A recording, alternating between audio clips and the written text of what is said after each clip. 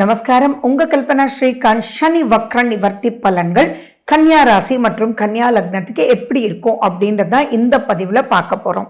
ஆமாங்க, 7ஆம் வீட்டுல சனி வக்ர நிவர்த்தி ஆயிடுச்சு. இப்ப கண்டக சனியா அவர் அவருடைய ரோலை உங்களுக்கு பிளே பண்ண போறாரு. அப்படின்னா ரொம்ப ரொம்ப பயமா அப்படின்னு கவலையே படாதீங்க. உத்திரம், ஹஸ்தம், சித்திரை ராசிக்காரங்க, அந்த சித்திரையில கூட நீங்க கன்னியா ராசின்னா மட்டும்தான் இது பொருந்தும். சரி, கண்டக சனி அப்படின்னா ப்ராப்ளமா அப்படின்னா நிச்சயமா காஷனா இருக்க வேண்டிய பீரியட் தான். பட் அப்படியே காஷன் தானா அப்படின்னா இல்லை, அதுல பல நன்மைகள் நடக்கக்கூடிய காலகட்டமும் இருக்கு. அது என்ன அப்படின்றத முதல்ல நான் சொல்றேன், பாசிட்டிவ் பாயிண்ட்ஸ். அடுத்தது எதுல எச்சரிக்கையா இருக்கணும்ன்றது சொல்றேன், அதுதான் ரொம்ப ரொம்ப ரொம்ப ரொம்ப முக்கியம் அப்படின்றத நீங்க புரிஞ்சுக்கோங்க. சரி, ஃபர்ஸ்ட் யாரெல்லாம் கன்னியா ராசி லவ் பண்ணிட்டு இருக்கீங்க, நீங்க அதை கல்யாணமா கன்வெர்ட் பண்ணணும்னு நினைக்கிறீங்க அப்படின்னா இந்த காலகட்டம் சூப்பரான ஒரு காலகட்டம். என்னடா இது 7ல சனி இருக்கும்போது இப்படி சொல்றாங்களே அப்படின்னு நினைக்கவே வேண்டாம். இப்போ உங்களுடைய தசாபுத்தி ஃபேவரபிளா இருந்ததுன்னா உங்களுடைய 5ஆம் வீட்டு அதிபதி தான் 7ல போய் உட்கார்ந்துட்டு இருக்கார். அவர் உங்களையும் பார்க்கிறார். அப்படி இருக்கும்போது அந்த இடத்துல சில கடுமைகள் கொடுத்தாலும் ஏத்துக்காம இருந்தா கூட அதை நீங்க உங்களுடைய கம்யூனிகேஷன் ஸ்கில்ல உங்களுடைய உண்மையான அதீதமான அன்பு உங்களுடைய லைஃப் பார்ட்னர் மேல இவர் தான் இவங்க தான் அப்படின்றத புரிய வச்சு தென் பிறகு கண்டிப்பா ஃபேமிலியை அக்செப்ட் பண்ணி நீங்க மேரேஜ்ன்ற ஒரு சப்ஜெக்டுக்குள்ள போகக்கூடிய அமைப்பு பிரம்மாண்டமா இருக்கு. அப்போ எப்படி இருக்கும் அப்படின்னா மனசஞ்சலங்கள் ஏற்படும், ஆனா அதை ஜெயிச்சதுனால மனசு அவ்வளவு சந்தோஷமா இருக்கும் அப்படின்றதுல எந்த விதமான ஒரு டவுட்டுமே இல்லை. அதே மாதிரி பேச்ச தொழிலா வச்சிருக்கக்கூடிய எந்த ஒரு துறையில இருந்தாலும் இப்ப நிறைய விஷயங்கள் நீங்க உங்களுக்காகவும் சாதிக்கலாம், மற்றவங்களுக்காகவும் நீங்க சாதிக்கலாம். அதாவது நீங்க ஒரு கிளாஸ் டீச்சரா இருக்கீங்க அப்படின்னா இப்ப படிப்பே வராதுன்ற ஒரு பையனை கூட நீங்க கூட்டிட்டு சொல்லி கொடுத்து அவங்களுக்கு ஆட்டோமேட்டிக்கா அப்லிஃப்ட் பண்ணும்போது அந்த ஸ்டூடெண்ட் வாழ்நாள் முழுக்க அவனுடைய அப்லிஃப்ட்மெண்ட்ல உங்களை மறக்கவே மாட்டான்றதை விட உங்களுக்கு ஆல்மோஸ்ட் நீங்க தத்தெடுத்து குழந்தை மாதிரி உங்களுக்கு எல்லா விஷயங்களும் எல்லா டைம்லயும் ஹெல்ப் பண்ணுவாங்க அப்படின்னா அதை விட வேற என்ன சந்தோஷம் இருக்கு. அதே மாதிரி குழந்தை பிறக்கலையே அப்படின்னும் நீண்ட நாள் குழந்தை இல்லாத தம்பதிகள் நீங்க யாராவது கணவன் மனைவி 2 பேர்ல யாரு கன்னியா ராசியா இருந்தாலும் சரி, இப்ப நீங்க போய் ட்ரீட்மெண்ட்டுக்கு போகும்போது கண்டிப்பா அதுல கொஞ்சம் விரயம் இருக்கத்தான் செய்யும். ஆனா இப்ப கிளிக் ஆறதுக்கு நிறைய சான்சஸ் இருக்கு அப்படின்றதும் நீங்க தெளிவா புரிஞ்சுக்கணும். உங்களுடைய குழந்தைக்கு நீண்ட நாளா ஆரோக்கியத்துல பிரச்சனை இருக்கு, அல்லது அவங்களுக்கு படிப்பே வரல, நிறைய கெட்ட பேர் வாங்குறாங்க, என்ன சொன்னாலும் கேட்கவே மாட்டேன்றாங்க அப்படின்னு இருக்கிறவங்களுக்கு பூரா இப்ப நீங்க உங்க குழந்தைங்களுக்கான நன்மைகள் நீங்க பண்ண பண்ண பண்ண அது ஆட்டோமேட்டிக்கா சேஞ்ச் ஆயிடும். அவங்க நல்ல ஆரோக்கியம் சீராவாங்க. எதனால படிக்கல அப்படின்ற விஷயம் புரிஞ்சு அதை நீங்க கிளியர் பண்ணுவீங்க. அண்ட் அந்த கம்ஃபர்ட் ஜோனுக்கு அந்த குழந்தைய ஒரு ஸ்கூல் மாத்தும் போது கூட அட இவ்வளவு சூப்பரா படிக்கிறானே அப்படின்ற ஒரு அமைப்புக்குள்ள நீங்க வருவீங்க. ஸோ இதெல்லாம் ரொம்ப ரொம்ப பிளஸ் ஆன ஒரு பாயிண்ட்ஸ். அதே மாதிரி நீண்ட நாள் பிரச்சனை, நீண்ட நாள் கோர்ட்டு கேஸ் வம்பு வழக்கு தேவையில்லாத பிரச்சனை அல்லது அப்பா வழி அம்மா வழி எல்லாம் நீங்க பார்த்துட்டு இருக்கீங்க, இது உங்களுக்கு தேவையே இல்லை அப்படின்ற ஒரு விஷயம் இல்லாம இப்ப நீங்க போய் பேசும்போது ஆட்டோமேட்டிக்கா அது ஏதாவது கொடுக்குற மாதிரி தான் அமையும். ஏன்னா கண்டக சனி, அதனால அவங்களுக்கு கொடுத்தாவது அந்த பிரச்சனையிலிருந்து மீண்டு அப்பா கோர்ட்டு கேஸ்ன்றதே இல்லாம தொழிலை பார்க்கலாம்பா, வேலையை பார்க்கலாம்பா, நிம்மதியா இருக்கலாம்பா, போனது கொஞ்சம் பணம் தானே அப்படின்ற ஒரு தாட் ப்ராசஸ் அதுல இருந்து ரிலீஃப் ஆகி சூப்பரா நிம்மதியா இருப்பீங்க. அண்ட் நீண்ட நாள் ஆரோக்கிய பிரச்சனை எதுவாக இருந்தாலும் சரி, என்ன சாப்பிட்டும் புரியல, மாத்தி மாத்தி ஆயுர்வேதிக்ல இருந்து நேச்சுரோபதி, நேச்சுரோபதியில இருந்து ஹோமியோபதி, ஹோமியோபதியில இருந்து அலோபதி அப்படின்னு எல்லா பதியும் பார்த்தாச்சு, ஒண்ணுமே புரியல, என்னன்னே தெரியல அப்படின்னு நினைக்கிறவங்களுக்கு எல்லாம் இதுதான் உங்க ஹெல்த் ப்ராப்ளம் அப்படின்றத காமிச்சு அதுக்குண்டான ரெக்டிவேஷனும் உங்களுக்கு கிடைச்சு அதுல அப்பாடி அப்படின்றது என்னென்ன நெகட்டிவோ அதெல்லாம் கட் பண்ண சொல்லுவாங்க.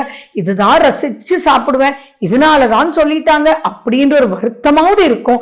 ஆனா அந்த வருத்தம் இருந்தாலும் ஆரோக்கிய சீராயிடும்ன்றதுல பயப்பட வேண்டிய அவசியங்கள் இல்லை. இதெல்லாம் உங்களுக்கு கிடைக்கக்கூடிய மிகப்பெரிய நன்மைகள் கன்னியா ராசி அன்பர்களே. சரி, எதுல எச்சரிக்கையா இருக்கணும் அப்படின்றது தானே முக்கியமா நீங்க தெரிஞ்சுக்கணும். இப்போ நிறைய டல்லா இருப்பீங்க, எனர்ஜி லாஸா இருக்கும், தூக்கம் அப்படின்றது வரவே வராது, முட்டு முடுங்கி போடாப்பா அப்படின்னு ஓவர் திங்கிங்குள்ள நீங்க மாட்டுவீங்க. ஸோ அதை தயவு செஞ்சு தள்ளி வச்சிடுங்க. டைம்லி ஃபுட், டைம்லி ஸ்லீப், நல்ல மெடிடேஷன், ஜாலியான ஒரு உணர்வு. எது எடுத்தாலுமே நீங்களே உங்களை புஷ் பண்ணுங்க. ஃபார் எக்ஸாம்பிள் அங்க டிவி ரிமோட் இருக்கு அப்படின்னா கூப்பிட்டு டிவி ரிமோட் எடுன்னு சொல்லாதீங்க. உங்க மைண்டை அலர்ட் பண்ணுங்க. இல்ல இது ரொம்ப சோம்பேறி ஆக்கிடும் உங்களை அப்படின்றத நினைச்சு டக்குன்னு நீங்களே போய் எடுத்து டக்குன்னு எழுந்திரிச்சு போய் டக்குன்னு மேல போய் டக்குன்னு அந்த டக் டக் டக் டக்குன்ற ஒரு விஷயத்த நீங்க இன்க்ரீஸ் பண்ணிக்கணும். அப்படி இல்லைன்னா சோம்பேறித்தனம் அப்படின்றது எல்லா விதத்திலையும் உங்களை பாதிக்கும்ன்றதும் கிளியரா நீங்க புரிஞ்சுக்கணும். அடுத்தது பாத்தீங்க அப்படின்னா மனசுல ஏதோ ஒரு கவலை போட்டு வாட்டிட்டே இருக்கும். ஸோ அந்த கவலையை இப்படி எடுத்து பிச்சு வச்சிடுங்க. உங்களால முடிஞ்ச அளவு ஸ்டெப்ஸ் எடுங்க. அதே மாதிரி பாத்தீங்கன்னா உங்களுக்கு லாபஸ்தானத்துல குரு எப்பெல்லாம் வராரோ இந்த ப்ராப்ளம் எல்லாம் குறைஞ்சே போயிடும். அப்ப குருன்னா யாரு? உங்களுக்கு வழிகாட்டுபவர்கள். ஸோ ஒரு பிரச்சனைன்னு இருந்ததுன்னா நீங்க பேசுங்க.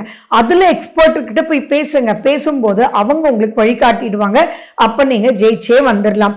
அதே மாதிரி இப்ப வீடு ரிப்பேர் நடக்கிறதுக்கு, வீட்டுனால ஏகப்பட்ட செலவு வர்றதுக்கு, திடீர்னு மழை பெய்யும் போது பயங்கரமா ஒழுகிறதுக்கு, அதை மாத்துறதுக்கு எக்கச்சக்கமான காஸ்ட் ஏற்படுறதுக்கு, அதே மாதிரி உங்க வண்டி இப்ப ரிப்பேர் ஆறதுக்கு, அடிக்கடி ரிப்பேர் ஆறதுனால வண்டியே மாத்திடலாமாடா அப்படின்ற மாதிரி தொடர் பிரச்சனையா, எப்பயோ ரிப்பேர் ஆனா பரவாயில்ல, சரி பண்றீங்க 4 நாள்ல ரிப்பேர், சரி பண்றீங்க 4 நாள்ல அவன்ட்டு எடுத்துட்டு போனா, சரி இப்பதான் சார் இது கரெக்ட் பண்ண, அப்ப இந்த பிரச்சனை இல்லை இப்ப இந்த பிரச்சனை அப்படின்னு சொல்லிட்டே இருப்பான். சொல்லிட்டு போய் கடைசியில சார் இதை வேணா வித்துடுறீங்களா சார், எனக்கே போர் அடிக்குது அப்படின்னு ஒரு மெக்கானிக் சொல்லுவான். அந்த மாதிரி எல்லாம் உங்களுக்கு செலவுகள் நீங்க எக்ஸ்பெக்ட் பண்ணதை விட அதிகமா வரதுக்குண்டான வாய்ப்புகள் இருக்கு. அதே மாதிரி உங்க தாயோட ஆரோக்கியத்துல நீங்க ரொம்ப எச்சரிக்கையா இருக்கணும். தாயுடன் எந்த மனஸ்தாபமும் இல்லாம தயவு செஞ்சு நீங்க பாத்துக்கோங்க. இப்போ இந்த மாதிரி காலகட்டத்துல தான் நீங்க அம்மாவை தூக்கி எரிஞ்சு பேசுறது செய்யறது இதெல்லாம் உனக்கு என்னமா தெரியும், நீ சிவனே இருக்க மாட்டியா அப்படின்னு இப்ப நீங்க சொல்றது அவங்களுக்கு காலத்துக்கும் உங்களோட பேசாத மாதிரி அவங்க மனசுல ஒரு ஆறாத ஒரு காயம் ஏற்பட்டுரும். ஸோ அதுல எல்லாம் நீங்க கேர்ஃபுல்லா இருக்கணும். அதே மாதிரி தந்தை வழியில ஏதாவது சொத்து பிரச்சனை, அங்காளி பங்காளி பிரச்சனை இதெல்லாம் இருந்ததுன்னா தயவு செஞ்சு ஸ்டே அவே. நீங்க எதுவுமே முன்னாடி அப்பாக்காக சப்போர்ட் பண்ணி நிக்கக்கூடிய காலகட்டம் இது கிடையவே கிடையாது. அப்பாக்காக அம்மாக்காக அப்படின்னு சொல்லி போக வேண்டாம். அவங்களோட கூட போங்க. ஏன்னா தாய் தந்தையரை விட்டு இருக்கக்கூடாது. பட் ஸ்டில் அந்த இடத்துல எந்த ஒரு வாக்கு கொடுக்கறது செய்யறது, ஓகே உங்க பிரச்சனையெல்லாம் கொடுங்க நான் சால்வ் பண்றேன்னு சொல்றது அப்படின்றதெல்லாம் அவ்வளவு திருப்தியான ஒரு அமைப்பை உங்களுக்கு கொடுக்கவே கொடுக்காது அப்படின்றத ஞாபகம் வச்சுக்கணும். ஸோ ஓப்பனா சொல்லணும்னா எந்த ஒரு நெகட்டிவான விஷயத்துக்குள்ள போகாம நீங்க உங்களை ப்ரொடெக்ட் பண்ணி இருந்துட்டீங்க அப்படின்னா சூப்பர். அதனால கண்டிப்பா அம்மா அப்பாவுக்கு உங்க மேல கோபம் வரத்தான் செய்யும். பட் ஆனா அதை நீங்க புரிய வைங்க. இன்னும் சொல்ல போனா இன்னைக்கு எல்லாருக்குமே அஸ்ட்ராலஜின்றதுல இன்ட்ரெஸ்ட் எக்கச்சக்கமா வந்துடுச்சு. அம்மா இப்ப கண்டக சனி நடந்துட்டு இருக்கு, நான் வாட்டி பேச போய் ஏதாவது மிகப்பெரிய பிரச்சனைக்குள்ள நீங்க மாட்டிடுவீங்க அப்படின்னு சொல்லிட்டு தான் அவங்க அப்படி பேசும்போது கூட இதுல இருந்து எப்படி வெளியில வரணும்னு யோசிச்சேனே ஒழிய எதிர்த்து பேசணும் அப்படின்றது நான் நினைக்கல அப்படின்ற மாதிரி உங்களை ஒரு ப்ரொடெக்டிவ் ஸ்கிரீன்குள்ள வச்சுட்டு நீங்க ப்ரொசீட் பண்ணணும். அதே மாதிரி 7ஆம் வீட்டுல சனி பகவான் இருக்கும்போது அண்ட் சனி பகவான் உங்களையே பார்க்கும் போது உங்களுடைய லைஃப் பார்ட்னரோட அப்படின்ற விஷயம், நட்பு வட்டாரம், உங்களுடைய பார்ட்னர்ஷிப், உங்களுடைய டீம் மெம்பர்ஸ், உங்களுடைய கோ ஒர்க்கர்ஸ் இவங்க எல்லாம் உங்களுக்கு ரொம்ப ஃபேவரபிளாவே ஒர்க் பண்ணுவாங்க. பட் இங்க வேண்டியது நீங்க உங்களுடைய கம்யூனிகேஷன் மூலியமா அவங்களுக்கு எக்ஸ்பிளைன் பண்ணணும் அப்படின்றத மட்டும் தெளிவா பார்த்துக்கோங்க. ஆரோக்கியம் அப்படின்ற விஷயத்துல ரொம்ப ரொம்ப எச்சரிக்கையா இருக்கணும். இருட்டான இடத்துல சாப்பிடுறது, ரொம்ப லேட் ஆகி நீங்க சாப்பிடுறது இதெல்லாம் நீங்க பார்த்துக்கணும். ஒபிசிட்டி அப்படின்ற விஷயம் வராம நீங்க பார்த்துக்கணும். இரும்பு சக்தி அதிகமா இருக்கக்கூடிய உணவுப் பொருட்கள் கண்டிப்பா நீங்க எடுத்துக்கணும். ஸோ நீங்க பண்ண வேண்டியது எல்லாமே பாத்தீங்கன்னா உங்களுக்கு நீங்க ஹனுமனுக்கு இம்பார்ட்டன்ஸ், விநாயகருக்கு இம்பார்ட்டன்ஸ் கொடுங்க. அதே மாதிரி நீங்க முக்கியமான சனீஸ்வர ஸ்தலம் அப்படின்னா நீங்க வைகுண்டத்துல இருக்கக்கூடிய, அதாவது தூத்துக்குடி வைகுண்டம்ன்ற கோயில்ல இருக்கக்கூடிய சனீஸ்வரரை போய் மனதார பிரார்த்திச்சுட்டு வாங்க. நல்ல ரிசல்ட்ஸ் உங்களுக்கு கிடைக்கும். Last but not the least, உங்களுடைய திஷா புத்தி அந்தரம் எப்படி இருக்குன்றத பார்த்துட்டு நீங்க ப்ரொசீட் பண்ணுங்க. Wish you good luck. வாழ்க வளமுடன். நன்றி, வணக்கம்.